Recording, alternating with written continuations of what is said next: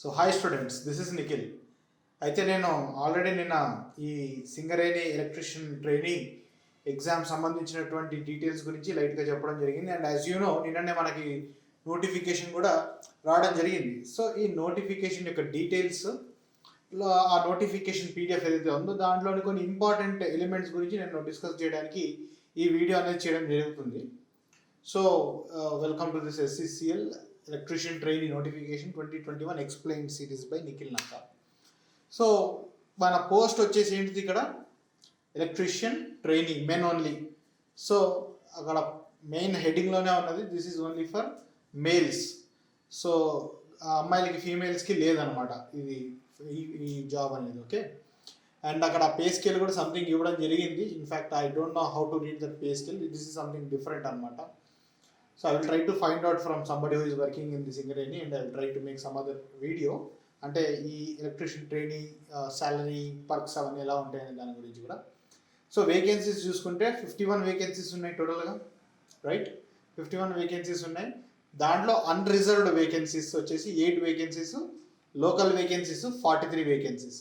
Okay, unreserved vacancies అంటే I can say open category, open vacancies అనమాట. 43 అంటే local vacancies. So వాటి గురించి నెక్స్ట్ ఒక అప్కమింగ్ స్లైడ్స్లో మనం డిస్కస్ చేద్దాం. ఓకే, సో అక్కడ మీకు ఆల్రెడీ స్క్రీన్ మీద కనిపిస్తుంది బ్రేకప్ ఏ విధంగా ఉన్నది అన్నది. అంటే ఓసీ, బీసీ, ఎస్సీ, ఎస్టీస్కి అంతా అందరికి ఎలా ఉన్నది అనే దాన్ని బట్టి ఆ బ్రేకప్ కూడా అక్కడ ఇవ్వడం జరిగింది స్క్రీన్ మీద. At the same time qualification is very important. Qualification వచ్చేసి మనకి ఎస్ఎస్సి ఉండాలి. Along with SSC you need to have ITI and apprentice. Okay, so apprentice compulsory చేసి ఉండాలి. దీంట్లో మళ్ళీ చెప్తున్నాను, అండర్లైన్ చేసుకోవాలి, కంపల్సరీ అప్రెంటిస్ ఉండాలి. ఐటీఐ ఎలక్ట్రీషియన్ ట్రేడ్ ఉండాలి విత్ అప్రెంటిస్ కంప్లీట్ అయ్యి ఉండాలి. అంటే కొంతమంది చాలా స్టూడెంట్స్ అంటే రీసెంట్లీ కంప్లీట్ చేసిన వాళ్ళు కూడా ఉండొచ్చు. మీరు ఐటీఐ మరి జేఎల్ఎంకి ఎలిజిబిలిటీ ఉండే, జేఎల్ఎంకి ఎలాంటి ఇదేం లేకుండే, అంటే లైక్ కంపల్సరీ అప్రెంటిస్ కావాలని చెప్పేసి. బట్ దీంట్లో మాత్రం కంపల్సరీ అప్రెంటిస్ కావాలనే రిక్వైర్మెంట్ అయితే వాళ్ళు ఇవ్వడం జరిగింది. So definitely you have to make sure that you are having apprentice అనమాట. అండ్ ఈ ఏజ్ చూడండి, మినిమం మ్యాక్సిమం ఏజ్. సో నార్మల్గానే 18 years to 30 years అనేది 18 years అనేది కామన్, 30 years అనేది మ్యాక్సిమం ఏజ్ నార్మల్గానే. సో ఇన్ కేసు మనకి SC, ST and BC candidates అయితే ఇంకా 35 years వరకు ఛాన్స్ ఉంటుంది అనమాట. బట్ మళ్ళీ చెప్తున్నాను, ఐటీఐ ఎలక్ట్రీషియన్ ట్రేడ్ మాత్రమే, మళ్ళీ చెప్తున్నాను ఎలక్ట్రీషియన్ ట్రేడ్ మాత్రమే.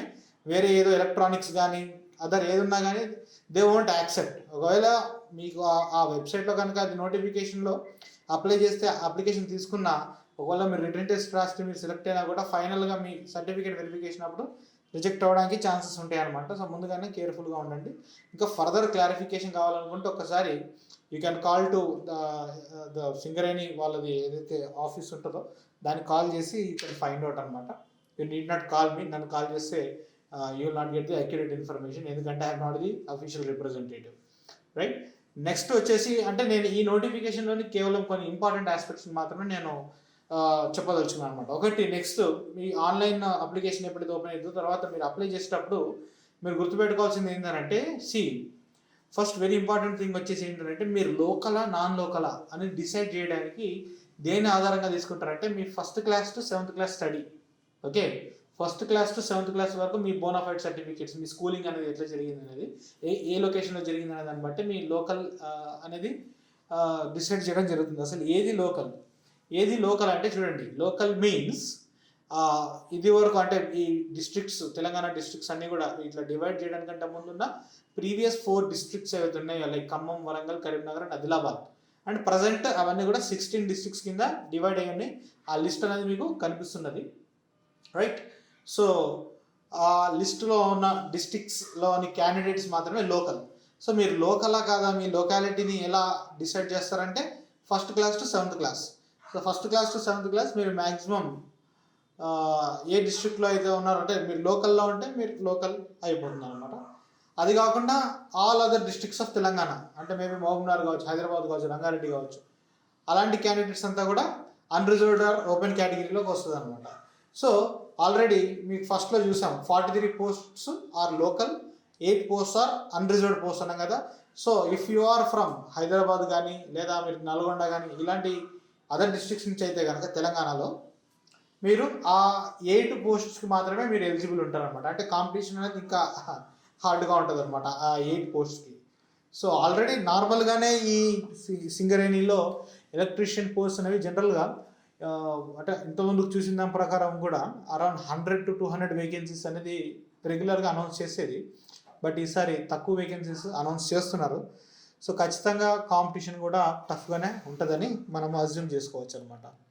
సో చూడండి, మీరు ప్రిపరేషన్ ఎలా చేసుకుంటారో అలా ప్లాన్ చేసుకోండి. నెక్స్ట్ ఆ తర్వాత వచ్చేసి ఏంటంటే క్యాస్ట్ సర్టిఫికేట్. అంటే మనము క్యాస్ట్ సర్టిఫికేట్ అనేది అప్లోడ్ చేయాల్సి ఉంటుంది అంటున్నారు ఈ ఆన్లైన్ అప్లికేషన్ చేసేటప్పుడు.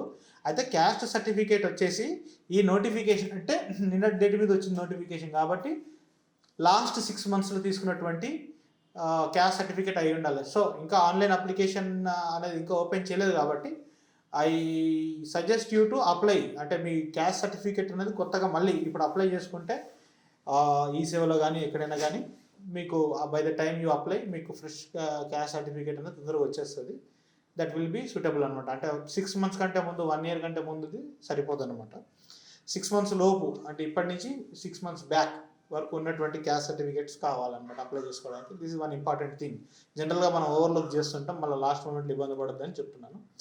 నెక్స్ట్ ఇంటర్నల్ క్యాండిడేట్స్ కోసం వచ్చేసి ఏజ్ బార్ అనేది ఏం లేదు. అంటే 35 years 40 years అని అట్లా లిమిటేషన్ అయితే ఏం లేదు. అండ్ అప్లికేషన్ ఫీజు కూడా ఏం లేదు. బట్ నార్మల్ క్యాండిడేట్స్కి అంటే ఇంటర్నల్ కాకుండా బయట ఆస్పిరెంట్స్ కానీ క్యాండిడేట్స్ మీరు 200 rupees ఉంటుంది ఈ అప్లికేషన్ ఫీజు. మళ్ళీ SC ST BCకి ఎగ్జామ్షన్ ఉన్నదని మాత్రం ఎక్కడైతే మెన్షన్ చేయలేదు. అందరూ 200 rupees పే చేయాలని అర్థమవుతుంది అక్కడ చూస్తుంటే. నెక్స్ట్ ఇది రిజర్వేషన్ ఎట్లా ఉంటుంది అని చెప్పేసి మళ్ళీ సాధారణంగా అందరికి వచ్చేటువంటి డౌట్ అనమాట. సో ప్రెసిడెన్షియల్ ఆర్డర్ 2018 ప్రకారం రిజర్వేషన్ అనేది ఉంటుందని అందులో ఇచ్చారు. అక్కడ చూసుకుంటే మీకు కనిపిస్తుంది, హైలైట్ చేయడం జరిగింది. అన్రిజర్వ్డ్ అంటే ఏవైతే 8 posts ఉన్నాయని అన్నాం అవి 20% అనమాట. అంటే టోటల్ వేకెన్సీస్లో 20% బేసిక్గా. సో దట్ ఈస్ వాట్ అనమాట. సో మిగిలినవి అన్నీ కూడా లోకల్ క్యాండిడేట్స్కి ఉంటుంది జనరల్గా. సో దాని ప్రకారంగానే మనకి ఈ 43 అనేవి లోకల్, 8 అనేది అన్రిజర్వ్డ్ కేటగిరీ కింద వచ్చిందంటే as per this presidential order ప్రకారం అనమాట. అండ్ ఇంకొక విషయం ఏంటంటే ఇప్పుడు 8 posts ఉన్నాయి. సో 8 posts అనేవి అన్రిజర్వ్డ్, లోకల్ వాళ్ళకి కాదు నాన్ లోకల్ వాళ్ళకి అని కూడా అన్నాం కదా. సో దాంట్లో నాన్ లోకల్ అంటే he must be Telangana state.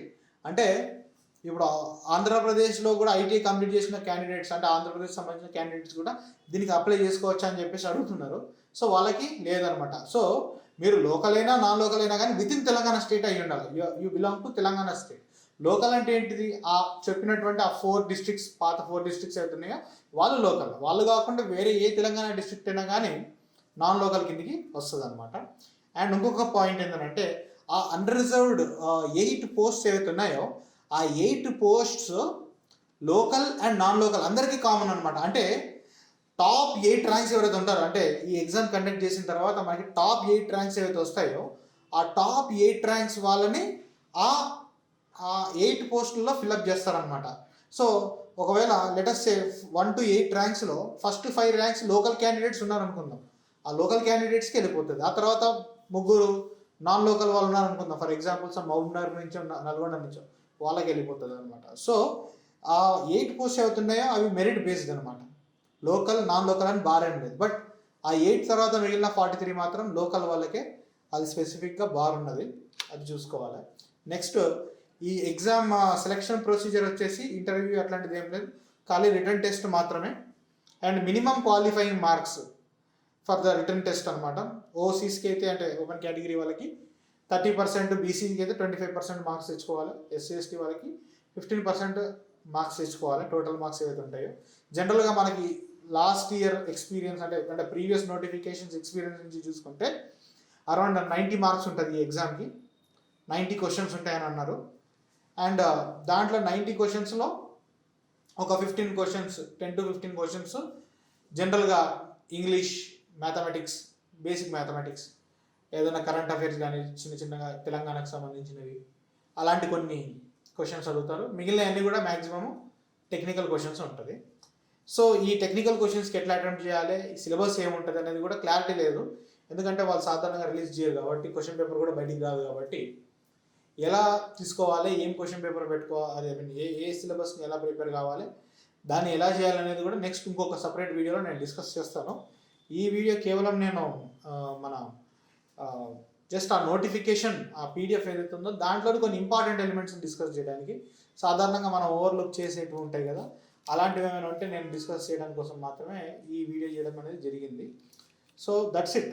I wish you good luck and బాగా ప్రిపేర్ కావాలి అందరు కూడా. ఆల్రెడీ ఈ జేఎల్ఎం ఎగ్జామ్ మిస్ అయిన వాళ్ళు ఉంటారు చాలామంది కూడా, అంటే మీరు దగ్గర వరకు వచ్చి మిస్ అయ్యి ఉండొచ్చు. అప్పుడు ఇప్పుడేం నష్టం ఏం లేదు మీకు, ఇప్పుడు మంచి ఆపర్చునిటీ కూడా వచ్చింది ఇది. So you can utilise this well. Thank you for watching. All the best.